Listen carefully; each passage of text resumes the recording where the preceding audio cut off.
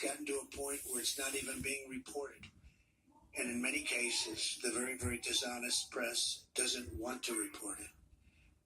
They have their reasons, and you understand that. Pressed for examples, the White House released this list of 78 terrorist attacks. Included among them, many that were widely covered. Good evening tonight from Paris, on the scene here in California, right here in Orlando. Late today, White House senior counselor to the president, Kellyanne Conway, pressed on CNN about why the administration claims terrorist attacks are being ignored. CNN and other media organizations cover terrorism around the world all the time. Saying that we don't cover terrorism, that's just false. What the president is saying there, Jake, is that there are other attacks that don't get as much coverage. Those ones are on the list, but the ones I just recited for you were on the list. Absolutely. Oh, no, and I'm saying the ones that have high casualties, like Nice and Brussels and certainly Paris and the like, those are covered extensively by all media outlets as well. They should be. Conway also questioned about her repeated false claim that Iraqi refugees carried out a terrorist attack in Kentucky. After 2 Iraqis came here to this country, were radicalized, and they were the masterminds behind the Bowling Green massacre. Most people don't know that because it didn't get covered. She has said she misspoke, and today she apologized. I used the wrong word to describe something several times. I felt badly about that, and I apologized and I rectified. And Cecilia Vega joins us now live from the White House tonight. And Cecilia, Kellyanne Conway was also asked about something else the president said today about crime in this country and a claim he made. Here it is. And yet the murder rate in our country is the highest it's been in 47 years, right? Did you know that? 47 years. The highest in 47 years, Cecilia. Kellyanne Conway was challenged about that statement, about that number he cited.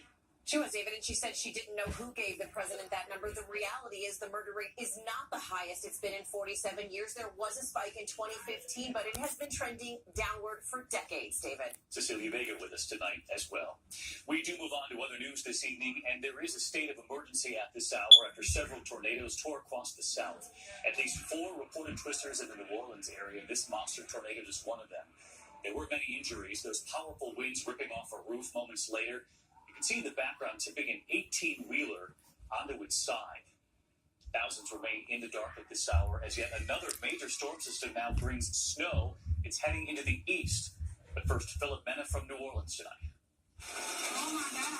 Tonight, a tornado emergency in the deep south. We had a very serious tornado touchdown. There's substantial damage, a lot of property damage across the entire way. This is what it looked like as the storm moved through New Orleans. Security cameras catching the powerful winds peeling the roof right off this building. Dozens injured. This drone showing the destruction from above. Homes splintered to pieces. Terry Brasley Sr. and his son in their hallway as the tornado tore through. The wind was just tossing me and my son from side to side. This is the tornado aftermath. This massive wall of wind taking aim at NASA's Michoud Assembly Facility. In all, 4 reported tornadoes hammering Louisiana as students sheltered in school hallways. This massive wedge tornado crossing Interstate 55. Storm chasers just yards away, their vehicles shaking. David, this gas station took a direct hit. It really is a miracle that no one here was killed.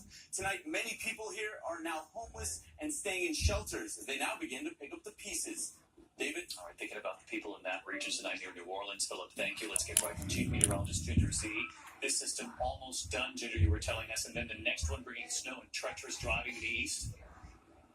David, there's an ugly line of storms still on the radar I want to bring you straight into, and that is moving through parts of the Florida Panhandle and southwest Georgia. So the next couple of hours, damaging wind the main threat. But then our attention turns exactly to that storm you were talking about, David.